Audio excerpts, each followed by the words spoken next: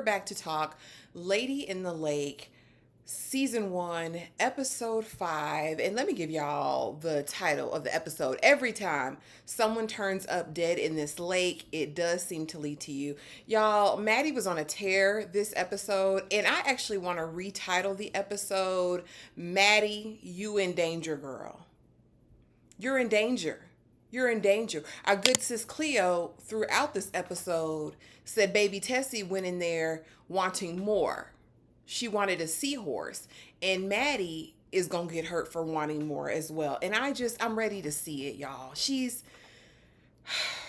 Let's get into this episode because a lot happened. And you guys, honestly, this was my favorite episode of the season so far. But if you guys are new here, welcome. My name is Ashley, and this is My Sweet Perspective, where I give my take on all things TV and movie related. And y'all know I'm here to put you on, okay? Like, period. Every single time. That's what I'm here for. So let's get right into this review. Again, Lady in the Lake, episode 5. We start out and Mr. Milty needs to meet with Maddie because he's ready for Seth to become his and we need to sign them papers. He done met a 25-year-old hottie bumbalati and he is ready to go. And Maddie got the audacity to have an attitude. Really, sis? You big mad? You ain't want Milty? What's the problem? You did not want Milty. You've been throwing it out of every draw leg with Mr. Officer Platt, Mr. Detective Platt, every chance you get. So quit playing. Seth don't want to see her. Seth done told me some secrets, and Maddie's like, oh my gosh, what are the secrets? And it's that he don't feel safe at your apartment. Seth ain't gonna blow up his spot. He knows what side his bread is buttered on. He love his daddy. He want to be just like him. And Maddie, you're the trash. But baby, when I tell you we flash back. And I don't like to be right all the time. I tell y'all that all the time. I don't like to be right every single time. But in this case, we was right. The panel that we have on Sundays at 7:05 p.m. Join us, Be There or Be Square, where we talk all things Lady in the Lake. We said Maddie threw it to the daddy, to the Durst daddy all them years ago, and she did. And apparently they had a whole little love connection, love nest, and she ends up preggers. He ain't like that. Dr. Royal Pains did not like that. And later we'll get into that. Trigger warning too, y'all. Some heavy stuff this episode. So just be mindful. Unalivings, AB to the baby, all that kind of stuff. Okay. So now we go and we see this article. Oh, we saw that.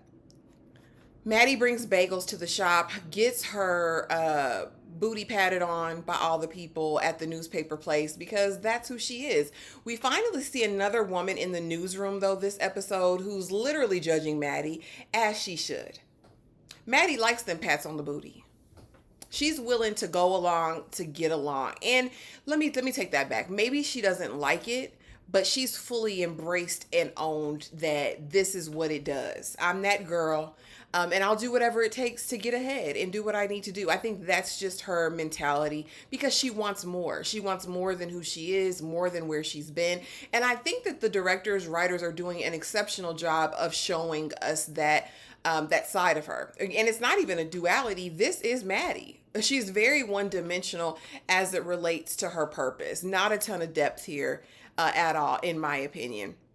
So we find out that as the FBI agents enter the newspaper room, they're talking to the chunky guy, her boss, and he comes up to her like, Maddie, did you help with, getting a fountain light turned back on? And mind you, this is based on the real story. This is really what happened. Someone literally complained about the light out in the fountain, and that's the only reason that they found this woman's body in Baltimore in the 60s, okay?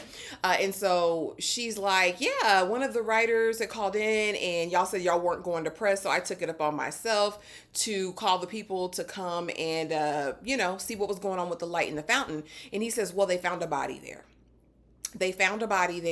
A young black woman, and she's like, who was it? who was it? Cleo Johnson. Oh my goodness, Cleo, she's been missing. The Afro, which is the name of the black newspaper in Baltimore, has been, running her story this whole time. And he says, listen, none of that.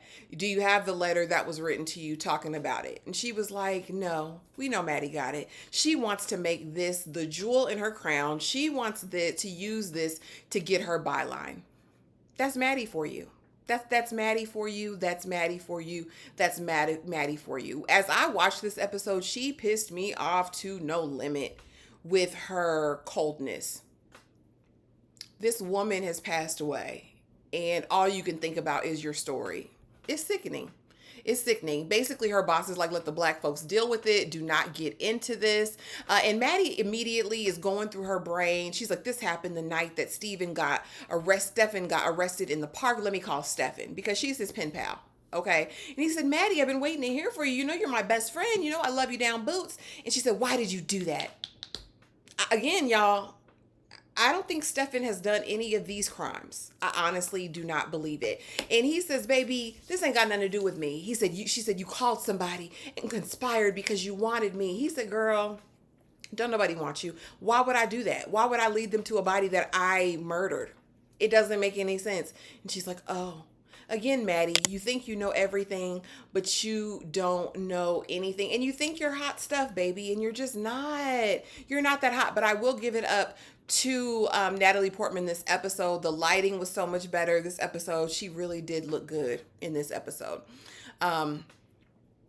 Maddie now wants to go to the coroner because now she's got the connects and she's this journalist, and he lets her see the body, and the mama had just come to identify it, but again, it's very unrecognizable according to the coroner. And there's no blunt force trauma, there's no gunshot wounds, there's no knife wounds. He says she could have just been going for a swim and passed away. Y'all, that is not, it's not Cleo. It's not. And I think the narration that we're getting is Cleo telling her, why are you blowing up my spot?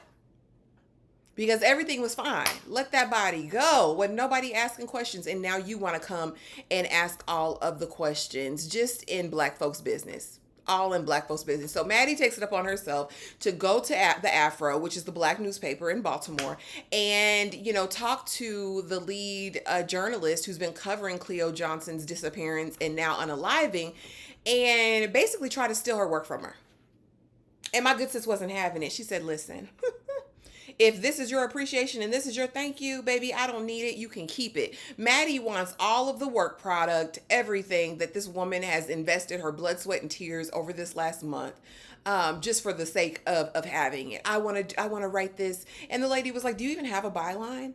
Finally, for once, we're seeing Maddie get the treatment that she deserves. I'm just going to set it right there. She deserved it. And my good sis didn't let off her neck. And I loved it. She gave her some old newspaper clippings of all of the articles for Cleo. And baby said, show her the door. And you think they walked up and walked her to the door? No, they said, exit stage left. So now, again, we begin to see Maddie devolve. All right. She is going off the deep end. She's got all these newspaper articles. She is cutting them up in the floor. She realizes after going to Cleo's funeral, which was something that pissed me off even more, y'all. She goes to this lady's funeral strictly for the case. Strictly for the case. Doesn't belong there. Sees Platt there trying to flirt with him at this woman's funeral. Baby, the mama gets up there to say her goodbyes to her child and, talk about how she and Dora were friends, but Dora is noticeably missing. And Slappy, baby, gets up. And I said, Slappy, you better stand up for once in your life. But what did I tell you that Granny would have them kids? I know somebody has something to say about that, but I told y'all Granny was going to have them kids. Slappy wasn't going to get them kids. He's unstable, unfortunately. So he gets up and he's calling everybody out. And I said, oh, Slappy want to leave this earth too. And the mama is like, get out of here, Slappy. You were the last one with her. He said, if she had been with me, she'd still be alive. You done loved up on every single body who had something to do with her unaliving. Shell, Summers, Reggie. I mean, he's calling names. And Maddie's got her pen out, jotting it all down. Baby, he even calls out Officer Platt. Says, you was smiling, skinning, and grinning in her face every night at the bar. I know you wanted my woman. Maddie ain't like that. We're going to talk about that later. So she gets all the tea she needs. Slappy runs out because Reggie's like, you need to chill, man. I know you feeling a kind of way. Reggie, shut up. Slappy goes outside. Maddie follows him. And it's basically like, I need your story, Slappy. What happened? He's like, baby, you in over your head. You must not know who these people are.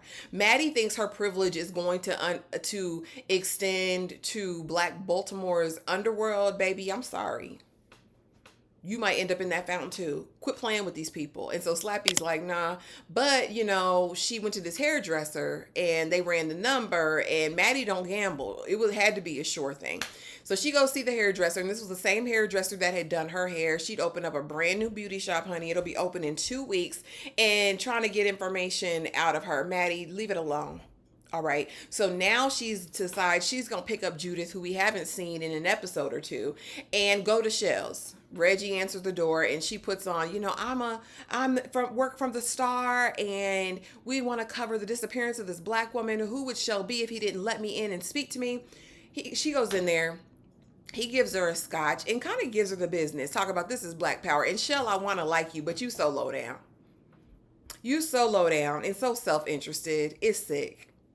But I want to like you because I like how you checked her in that moment. And she don't have the good sense to be scared, which behooves me. She looking at Reggie like, Reggie, I know you were at the fish shop. I know who everybody is in here, and I'll blow this up. And baby, you wouldn't get a chance to. And he said, well, since you bothering everybody's employer, why don't you go to heck? She worked at that department store too. We know she had 18 jobs. Maddie decides she's going to go there. And she says, Cleo, you wore her dress off her back. Maddie runs home like a psychopath, goes through all the clothes, finds the dress, puts the dress on, sits in the middle of the floor, and starts going through all of these newspaper clippings because she's building her case. Platt comes in through the fire escape as usual because he just don't think fat meat's greasy, and tells her she needs to stop. She needs to chill out. And she says, are you on his payroll? Like, accusing him of being dirty. All right, at least they didn't have Smex. That's all I can be grateful for. Next, she decides that the best idea is to go see Stefan's mama. Now, why in tarnations would you do that? If Stefan is Looney Tune, you don't think his mama is there? And it starts out cute. They're both, have Polish roots. Maddie's mom is from Poland. She's from Poland. She met an American. She just wanted to get away from Poland. She wasn't in love with that man. They had Stefan, he's going through. Maddie says, well, don't you want to get him free? Don't you want to give me some more information? And she said, no, maybe it's better he stays in there. And maybe it is. Baby, the next thing we know, that lady cussing Maddie out. That lady done got the butter knife and shanked Maddie. Maddie's crawling through the floor, bleeding out. And next thing we know, that lady done unalived herself, slit her own throat. You got to be some kind of person to slit your own throat. And so she out of there, and that's how the episode ends. Maddie crawling, wanting for help, passed out on the floor. And this is only the beginning. Maddie literally causes destruction everywhere she goes. Everywhere she goes. And as she's striving for more, it's definitely going to be her unraveling. Y'all, this was probably the best episode of the season for me so far. Let me know in the comments below what you thought of the episode. If you're still here and you enjoyed this recap review, drop it in the comments below. Let me know what you thought. Please be sure to like, comment, and subscribe to all the things. And don't forget, Sundays at 7, we talk Lady in the Lake. Thank you so much for watching.